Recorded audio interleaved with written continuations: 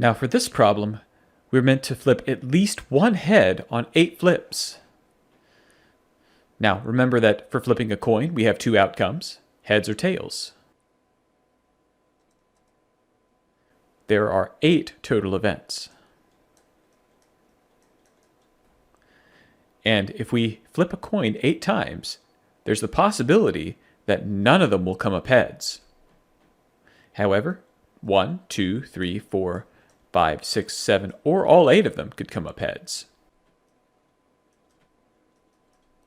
Now we want at least 1 heads, so that's going to include every number from 1 to 8. But look at what that leaves out. The only thing left out is finding 0 heads. So we're really taking all the possibilities except 0 heads. So really, let's try to find the probability of getting 0 heads.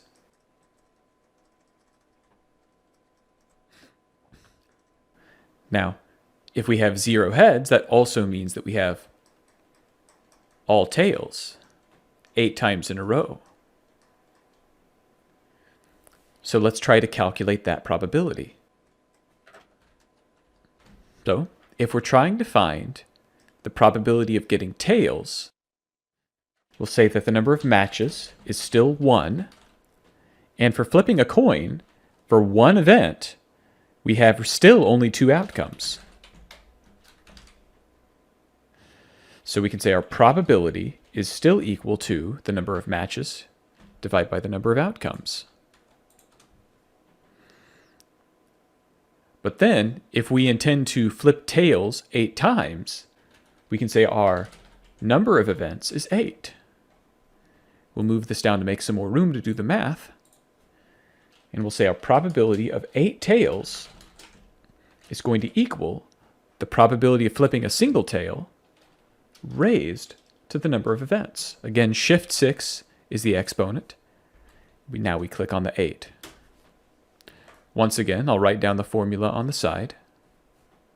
We take the probability raised to the number of events. The probability went here, and the events were here. So now that we know what probability is in this red box, all we have to do to figure out what's in the green is to take 1 minus what's in the red. So we can say the probability of not 8 tails is the following.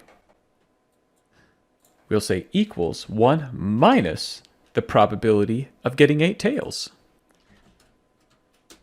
And we get 0.99609. Once again, to get this probability, we take 1 minus the probability of 8 tails. Anytime you see the word not, that's the same thing as 1 minus.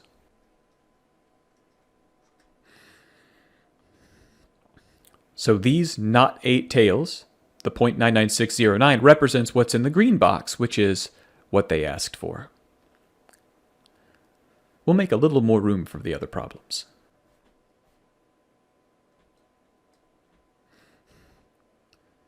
Part F asks us the probability of rolling a 7 on one die.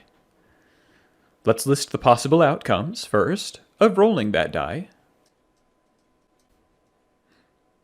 So we notice that rolling a 7 is not possible, so we can say there are no matches, but still 6 outcomes. So let's write this in. Our number of matches is 0. Our outcomes are 6. So now our probability of making a match is going to equal the 0 divided by the 6, giving us a probability of 0. Now the probability of rolling a number less than 7 on one die, once again, let's list the outcomes. 1 through 6. Now, which of those are less than 7?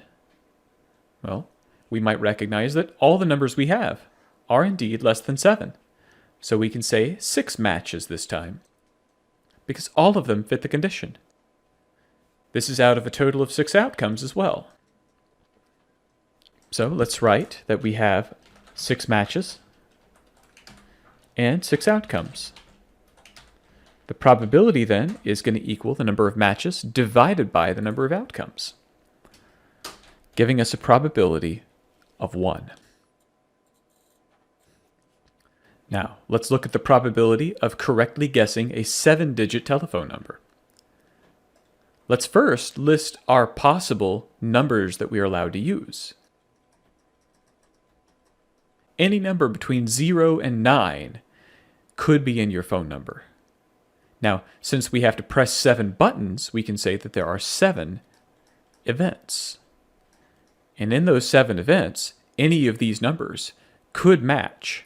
Now, we don't know which numbers match, but we can say that for each time we press a button, only one of them can be correct.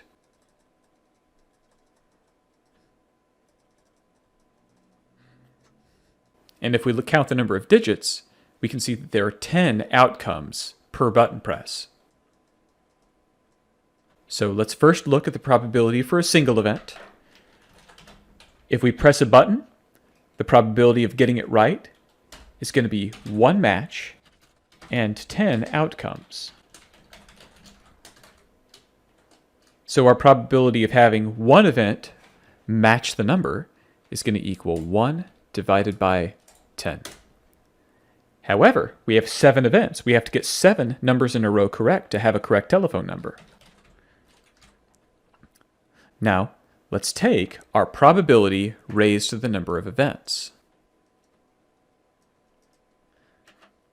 So, below the number of events, we'll say probability of having all 7 events match is going to equal the 0.1 raised to the 7th power.